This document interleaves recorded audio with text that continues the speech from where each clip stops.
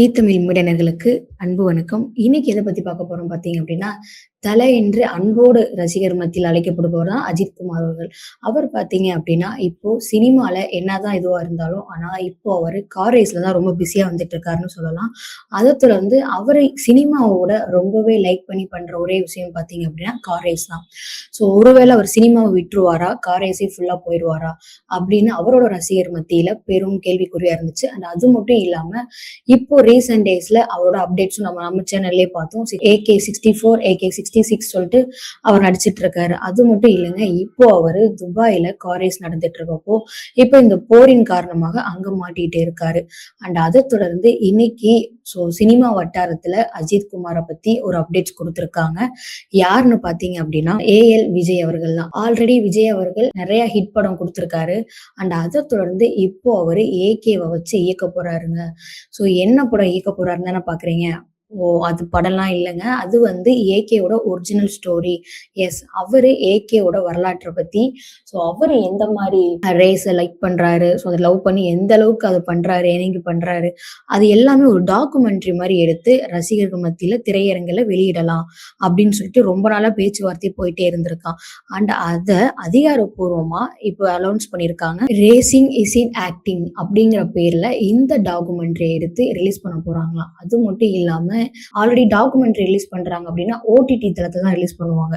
ஆனா இது அஜித்தோட ரசிகர்கள் எல்லாருக்காகவும் எல்லா திரையரங்குகளையும் ரிலீஸ் பண்ணலாம். இது எப்படி ஒரு படம் எப்படி ரிலீஸ் ஆகுதோ அதே மாதிரி இதை ரிலீஸ் பண்ணணும். ஆல்மோஸ்ட் 90 மினிட்ஸ் இருக்கிற மாதிரி இதை ரிலீஸ் பண்ணணும் அப்படின்னு சொல்லியிருக்காங்க. அண்ட் அது மட்டும் இல்லைங்க, இது எப்படி ஒரு மூவி எப்படி இடைவெளி விட்டு அந்த மூவி திரும்ப தொடருமோ அதே மாதிரிதான் இது நடக்கும் அப்படின்னு சொல்லியிருக்காங்க. அண்ட் அது மட்டும் இல்லாம இதுல AK அவர்கள் இதை எப்படி லைக் பண்ணி பண்றாரு, அண்ட் எப்படி இந்த ஃபீல்டுக்கு வந்தாரு, என்ன மாதிரி ஸ்ட்ரகிள்லாம் அனுபவிச்சிருக்காரு, என்ன காயங்கள் ஏற்பட்டுச்சு, எவ்வளவோ ஆப்ரேஷன் பண்ணியிருக்காரு, அது எல்லாமே இந்த டாக்குமெண்ட்ல வரும்னு சொல்லப்படுது. அண்ட் அது மட்டும் இல்லாம AK அவர்கள் கார் ரேஸ்ல பிஸியா இருக்காங்க. அதை தொடர்ந்து நிறைய சினிமா பிரபலங்கள் பாத்தீங்க அப்படின்னா AK அவர்களை நேரடியா போய் சந்திச்சு அவரோட ரேசிங்க பார்த்துட்டு வந்தாங்க. அது மட்டும் இல்லாம AK கார் ரேஸ் பண்றப்போ அது பக்கத்துல உட்கார்ந்து போறதுக்கான ஆப்பர்ச்சுனிட்டி இருக்கு அப்படின்னு சொல்லிட்டு ஒரு டைம்ல அனௌன்ஸ் பண்ணியிருந்தாங்க. அது மட்டும் இல்லாம அவர் மட்டும் ஸ்போர்ட்ஸ்ல ஈடுபாடு இல்லாம அவரோட பையனையும் ஸ்போர்ட்ஸ்ல அதிகமா ஈடுபடுத்துறாருன்னு தான் சொல்லணும். அண்ட் AK-க்கு எப்படி இந்த ஃபீல்ட்ல சினிமால இருக்கிறவருக்கு எப்படி இந்த ஃபீல்ட்ல அவருக்கு இன்ட்ரெஸ்ட் வந்துருச்சுன்னு பாத்தீங்க அப்படின்னா, ஃபர்ஸ்ட் அவருக்கு இன்ட்ரெஸ்ட் வந்ததே கார் ரேஸ் மட்டும்தான். அதுக்கப்புறம் இந்த கார் ரேஸ்க்கு பார்ட்டிசிபேட் பண்ணணும் அப்படின்னா நிறைய செலவாகும் அப்படிங்கிற ஒரே காரணத்துக்காக தான் அவரோட தோற்றத்தை வச்சு ஒரு சிலர் வந்து அப்ரோச் பண்ணியிருக்காங்க. ஆடுக்கு வரீங்களா, ஆட் ஷூட் இந்த மாதிரி சின்ன சின்ன ஷூட்க்கு எல்லாம் போயிருக்காரு. அதை தொடர்ந்து அவரோட நடிப்பு திறமையை பார்த்து நிறைய டைரக்டர்ஸ் அவர் அப்ரோச் பண்ணி எங்க படத்துல நடிங்கன்னு சொல்ல விட்டியும் அதுல போய் நடிச்சிருக்காரு. நிறைய ஹிட் கொடுத்திருக்காரு. அண்ட் நிறைய ஃபிளாப்பும் ஆயிருக்கு. ஸ்டார்டிங்ல பாத்தீங்க அப்படின்னா நடிகை ஐஸ்வர்யா அவர்களே இந்த மாதிரி இப்போ நடிச்சு வந்துட்டு இருக்க இவங்க கூட எல்லாம் பேரெல்லாம் நடிக்க முடியாது அப்படிங்கிற மாதிரி ஐஸ்வர்யா அவர்களே சொல்லியிருந்தாங்க. நடிகை ஐஸ்வர்யா கூட பாத்தீங்க அப்படின்னா இப்போ நடிச்சுட்டு இருக்க அஜித் கூட ஹீரோயினா நடிக்க முடியாது அப்படிங்கிற அளவுக்கு அவருக்கு அவமானத்தை பார்த்திருக்காரு. எல்லாம் ஒரே ஒரு காரணம், இந்த கார் ரேஸ்ல நம்ம வரணும்னா பினான்சியலி நம்ம ஸ்டேபிளா இருக்கணும் அப்படின்னு சொல்லிட்டு தான் சினித்துறைய சூஸ் பண்ணி நடிச்சிட்டு இருந்திருக்காரு. அது மட்டும் இல்லாம அதுலயே அவரு ஷாலினி அவர்களை லவ் பண்ணி கல்யாணம் பண்ணதுக்கு அப்புறம் 2 குழந்தைங்களும் இருக்கு. அதுக்கப்புறமும் பினான்சியல் ஸ்டேபிள் ஆக்கிடும்னு சொல்லிட்டு நிறைய ஹிட் மூவிஸ் கொடுத்தாரு. அவரோட ஃபேமிலிஸ்க்காக மட்டும் இல்லை, அவருக்காகவும் அவரோட ஃபேன்ஸ்க்காகவும் நிறைய மூவிஸ் பண்ணாரு. அண்ட் அதுக்கப்புறம் பாத்தீங்க அப்படின்னா இப்போ ஃபுல் அண்ட் ஃபுல் அவர் கார் ரேஸ்ல இறங்கி இருக்காருன்னு சொல்லலாம். ஃபுல் அண்ட் ஃபுல் இல்லைனாலும் 90% அவர் கார் ரேஸ்ல தான் ரொம்ப இன்ட்ரெஸ்ட். அதுக்குன்னு எடுத்து தனியா கோர்ஸ் படிச்சு எல்லா டெக்னாலஜியும் அவர் தெரிஞ்சுக்கிட்டு அதுக்கப்புறம் கார் ரேஸ்ல என்னதான் அவர் வளம் வந்தாலும் அதை பத்தி இன்டெப்தா அவர் படிச்சுதான் அவர் தெரிஞ்சுக்கிட்டாராம்.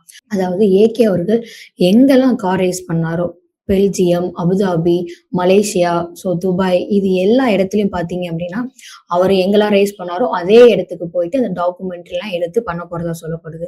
அண்ட் அது மட்டும் இல்லாம இந்த படத்தோட இன்னொரு ஸ்பெஷல் என்னன்னு பாத்தீங்க அப்படின்னா GV பிரகாஷ் அவர்கள் தான் இதுக்கு கம்போஸ் பண்றாரு. அண்ட் அது அவரோட எக்ஸ் தளத்திலையும் ஷேர் பண்ணியிருந்தாரு. இந்த மாதிரி AK கூட அவரோட டாக்குமெண்ட்ரி ரிலீஸ் பண்ண என்னோட சாங் வருது, ரொம்ப பெருமைப்படுறேன் அப்படின்னு சொல்லிட்டு அவரோட எக்ஸ் தளத்துல ரிலீஸ் பண்ணியிருந்தாரு. அது மட்டும் இல்லாம அபுதாபில 24H சீரீஸ்ல அந்த பந்தயத்துல அனிருத் அவர்கள் ஃபுல் அண்ட் ஃபுல் அந்த ரேஸ்க்கான ட்ரெஸ் கோட் பண்ணிட்டு அஜித் அவர்களோட சேர்ந்து போட்டோ எடுத்து அவரோட சமூக வலைத்தளத்துல ஷேர் பண்ணியிருந்தாரு.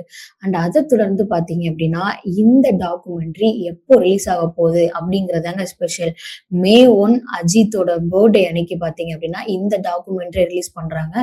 ஆல்ரெடி அஜித் ஃபேன்ஸ் எல்லாருக்குமே ஒரு பெரும் கொண்டாட்டம்னு சொல்லலாம். அண்ட் அதை தொடர்ந்து இதுவும் இரட்டிப்பா இந்த கொண்டாட்டத்தை கொண்டாடுற விதமா விஜய் அவர்கள் என்ன பண்ணிருக்காங்க அப்படின்னா, சோ இந்த டாக்குமெண்ட்ரி அஜித்தோட பர்த்டே அன்னைக்கு May 1 ரிலீஸ் பண்ணலான்னு இருக்காரு. அது மட்டும் இல்லாம இது எல்லா திரையரங்குகளையும் ஓடும்னு சொல்லியிருக்காங்க. அண்ட் இந்த படம் பாத்தீங்க அப்படின்னா கூடிய சீக்கிரத்துல அது ரிலீஸ் ஆனதுக்கு அப்புறம் நெட்ஃபிளிக்ஸ் வாங்க போகுது அப்படிங்கிற மாதிரி சொல்லப்படுது. முக்கியமான ரீசனே என்னன்னு பாத்தீங்க அப்படின்னா, நிறைய பேர் நினைச்சிட்டு இருக்கிறது இந்த மாதிரி கார் ரேஸ்லாம் நம்மள மாதிரி ஏழை மிடில் கிளாஸ் இவங்கெல்லாம் யாருமே பார்ட்டிசிபேட் பண்ண முடியாது அப்படின்னு நினைச்சிட்டு இருக்காங்க. அதெல்லாம் கிடையாது. பணக்காரவங்க மட்டும்தான் இந்த கார் ரேஸ் போகணும், ஏழை எளிய மக்களோ இல்ல மிடில் கிளாஸ் ஃபேமிலியோ அவங்க யாருமே இதுல பார்ட்டிசிபேட் பண்ண முடியாதா அப்படின்னு சொல்லிட்டு நிறைய இளைஞர்கள் பாத்தீங்க அப்படின்னா, நிறைய பசங்களுக்குமே பாத்தீங்க அப்படின்னா மேக்சிமம் இருக்கிற 80% ஆஃப் பசங்களுக்கு கார் ரேஸா இருக்கட்டும் அண்ட் கார் ரிலேட்டடா இருக்கட்டும் அண்ட் எலக்ட்ரானிக் ஐட்டம் இதுல எல்லாமே மோஸ்ட் ஆஃப் மேல்ஸ் பாத்தீங்க அப்படின்னா ரொம்ப இன்ட்ரெஸ்டடா இருப்பாங்க.